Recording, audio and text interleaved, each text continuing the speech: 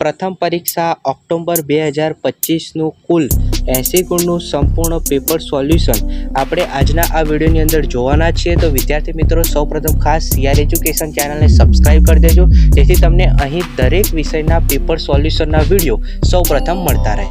મિત્રો પ્રશ્ન નંબર 1 બરાબર, વિભાગ એની અંદર પહેલાં તો 16 MCQ છે। પહેલો પ્રશ્ન છે, ભારતની ભૂમિ પર પગ મૂકનાર સૌપ્રથમ અંગ્રેજ કોણ હતા? તો દુપ્લે, સર ટોમ્સ રો, હોકિન્સ કે ડેલ આવશે? તો હોકિન્સ આપણે આન્સર લખીશું। ત્યારબાદ વિદ્યાર્થી મિત્રો બીજો પ્રશ્ન સ્ક્રીન ઉપર જોઈ શકો છો, સર ટોમ્સ રોએ મુગલ શાસક જહાંગીર પાસેથી કયા સ્થળે વેપારી કોઠીઓ સ્થાપવાની પરવાનગી લીધી?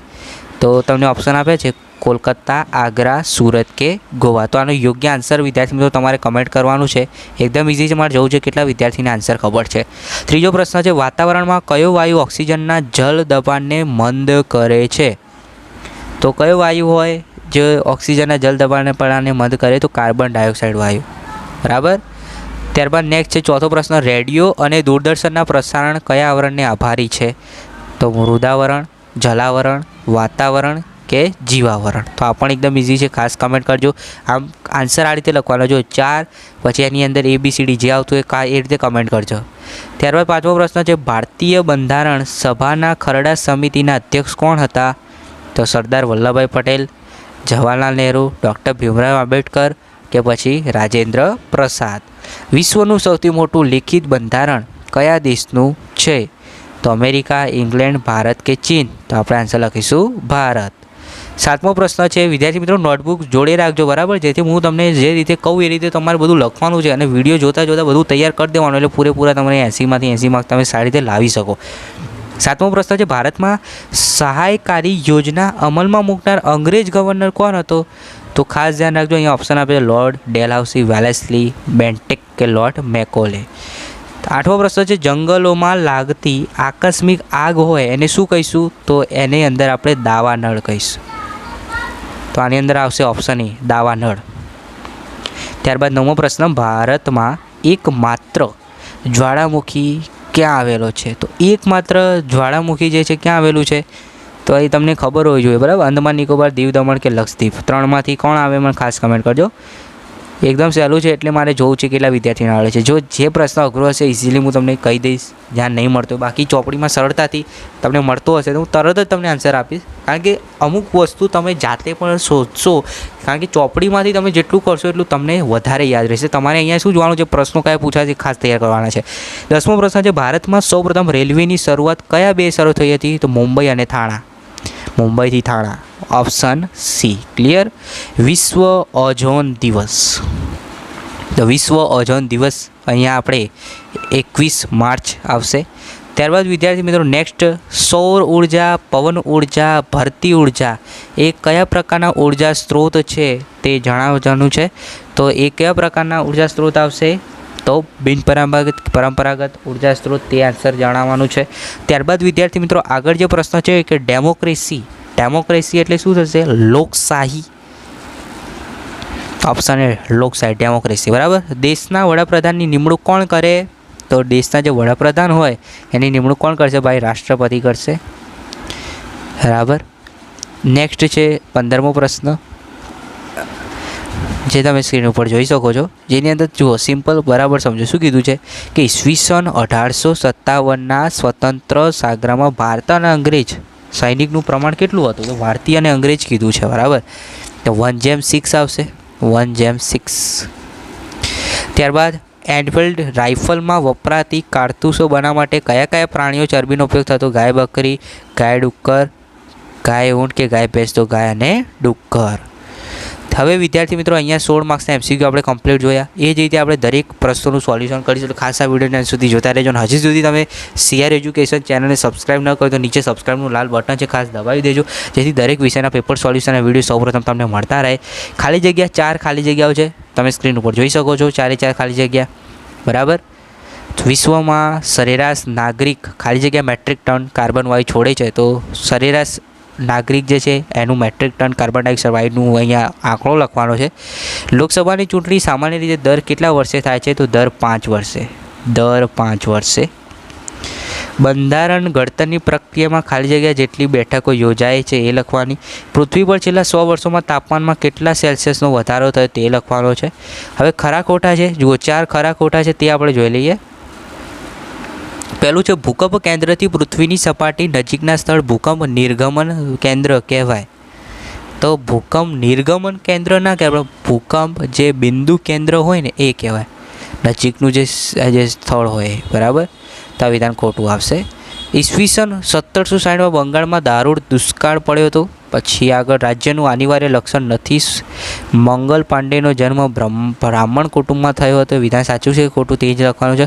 હવે જોડકામાં જુઓ, તમારે ખાલી અહીંયા પહેલું એ, તો એની સામે કયો નંબર આવે એ લખી દેવાનો છે. દાખલા તરીકે પહેલું છે કોલંબસ, બરાબર. પછી વાસ્કો દ ગામા, તો વાસ્કો દ ગામાએ શું કર્યું હતું? ભારત આવવાનો જળમાર્ગ શોધ્યો હતો. તો બી નંબરનું છે એની સામે ખાલી હું અહીંયા 1, તો મારે આ બી છે ત્યાં ખાલી 1 લખવાનું. બસ આ રીતે એમાં, સીમાં અને ડીમાં લખી દે. લોર્ડ ડેલહાઉસી, લોર્ડ મેકા, જે આવતું હોય તે. હવે વિદ્યાર્થી મિત્રો આગળનો જે પ્રશ્ન છે મને ઓળખો, બરાબર. 4 પ્રશ્નો છે.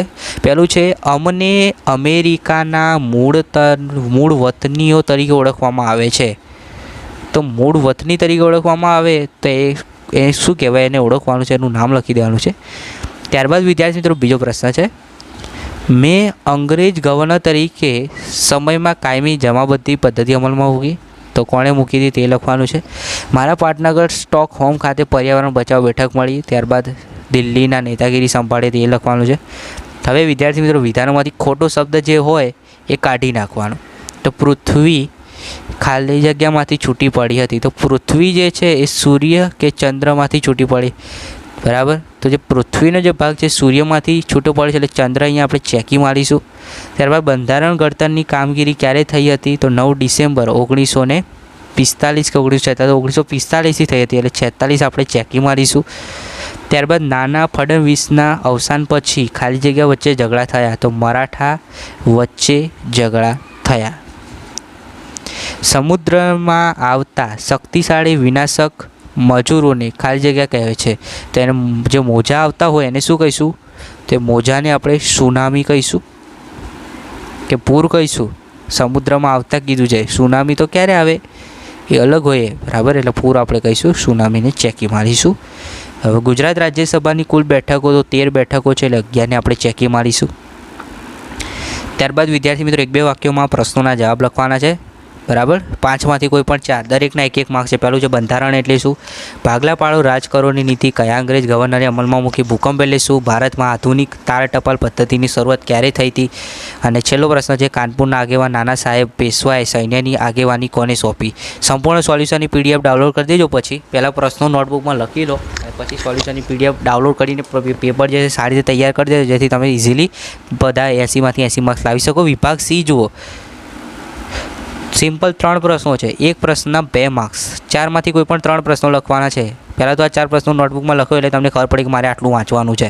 ભારતમાં સૌપ્રથમ અને સૌથી છેલ્લી કઈ યુરોપિયન પ્રજા આવી? ત્યારબાદ ભારતમાં અંગ્રેજોએ કઈ કઈ નીતિઓથી પોતાનું સામ્રાજ્ય વિકસાવ્યું? પછી 42મો પ્રશ્ન છે વિલિયમ બેન્ટિકે ભારતમાં કયા કયા સુધારા કર્યા? અને છેલ્લો ગ્રીન હાઉસ અસર, ગ્રીન હાઉસ ઇફેક્ટ એટલે શું?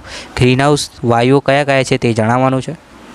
હવે વિદ્યાર્થી મિત્રો આગળ જોઈશું આપણે 3 ગુણના પ્રશ્નો છે, જેની અંદર આમ તો જોવા જઈએ તો યોગ્ય ટૂંકમાં ઉત્તર આપવા છે કોઈ પણ 3 પ્રશ્નો, એટલે એક પ્રશ્નના 2 માર્ક્સ થશે, એટલે ટોટલ અહીંયા તમને 6 માર્ક્સ મળશે. તો સ્ક્રીન ઉપર જોઈ શકો છો કેવા પ્રશ્નો પૂછ્યા છે. પહેલું છે જળમાર્ગ શોધવાની. પછી પૃથ્વી પર કેટલા આવરણો છે? તો તમે જાણો છો 4 આવરણ છે, વાતાવરણ, મૃદાવરણ, જલાવરણ. ત્યારબાદ બિનપરંપરાગત ઉર્જાના સ્ત્રોતો કયા કયા છે તે લખી દેવાના. ત્યારબાદ વિદ્યાર્થીઓ કારણ આપવાનું છે, બરાબર છે, એ પણ 2-2 માર્ક્સના છે. કોઈ પણ 3 પ્રશ્નોના આન્સર લખવાના 4માંથી. તો કારણ આપો કે ભાઈ ભારત બિનસાંપ્રદાયિક દેશ છે. બીજું બ્રિટિશ શાસન હેઠળ ભારતમાં ઉદ્યોગ ધંધો નાશ કેમ પામે એનું કારણ આપવાનું છે. આગળ ત્રીજો પ્રશ્ન છે વૈશ્વિક તાપમાનમાં વધારો કેમ થઈ રહ્યો છે એનું કારણ આપો. અને રાજ્યસભા એ કાયમી ગૃહ છે તે પણ એનું કારણ આપવાનું છે. હવે વિદ્યાર્થી મિત્રો ખાસ ધ્યાન રાખજો 3 ગુણના પ્રશ્નો. અહીંયા 4 પ્રશ્નો છે, એમાંથી તમારે કોઈ પણ 3 લખવાના છે. પહેલો પ્રશ્ન છે તમને દર વખતે પરીક્ષામાં દેખાશે પ્લાસીનું યુદ્ધ કોની કોની વચ્ચે થયું હતું, તેનું શું પરિણામ આવ્યું હતું તે જણાવો.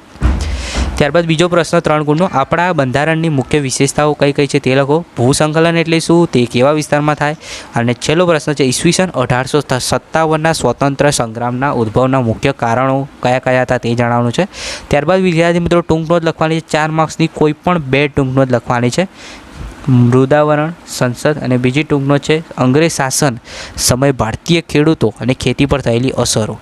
હવે છેલ્લો પ્રશ્ન છે નકશાનો વિભાગ ઈ, જેની અંદર 5 સ્થળો, કોઈ પણ 5 સ્થળો તમારે નકશામાં તમને ભારતનો નકશો આપવામાં આવશે સ્કૂલમાંથી.